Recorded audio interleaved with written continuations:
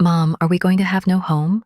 8-year-old Ethan asked quietly while standing near the apartment door. His small hands were shaking as cold winter air came through the broken window behind him. Sarah Williams stopped for a moment. In her hand was the final notice to leave the house. 3 days, that was all they had left. She forced a small smile even though fear was heavy in her chest and said softly, "No, sweetheart, everything will be okay." But deep inside, she did not know if that was true. After losing her parents, being left by her husband, and struggling alone for years, Sarah felt like she had no strength left. And the worst part was, no one knew how close she was to breaking. The night Sarah lost her parents still hurt her even after many years. She could still hear the doctor's words in her mind.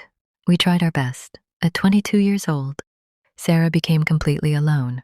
No brothers or sisters, no family nearby, no one waiting for her at home. Only silence. For weeks, she stayed in the small apartment that once had her parents' laughter.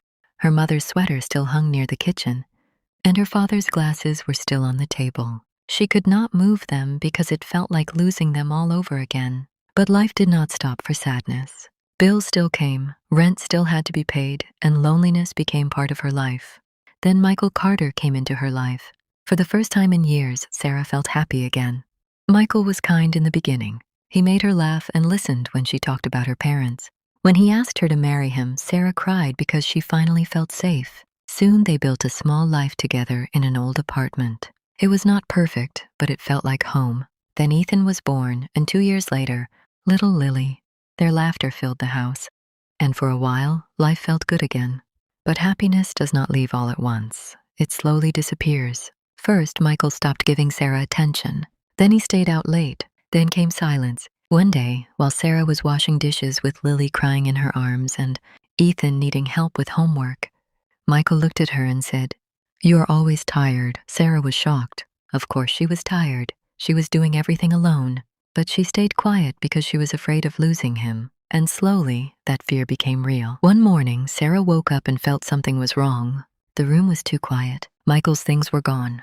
On the table was a note. "I can't do this anymore." That was all. No sorry, no goodbye. Ethan walked in and asked, "Where is Dad?" Sarah could not breathe for a moment. But then she forced a smile and said, "He had to go for a while."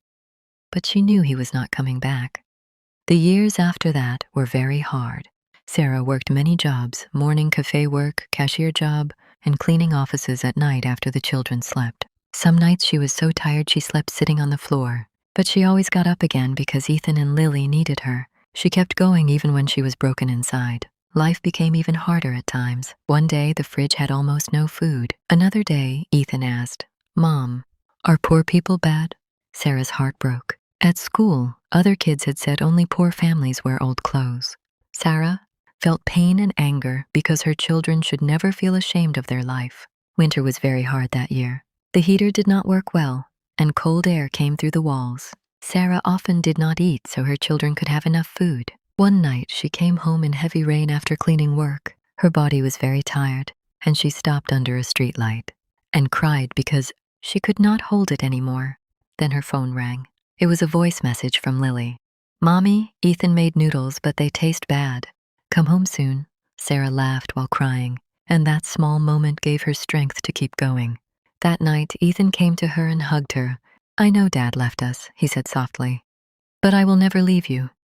Sarah broke down, crying because those words healed something inside her. Years passed, and Sarah slowly built a better life. She worked hard and also studied at night after work. She barely slept, but she never stopped. Slowly, she got a stable office job. Their home was still small, but now it felt warm instead of empty. One evening, Ethan looked at her and said, "Mom, you think you failed us, but you didn't. You saved us," Sarah cried.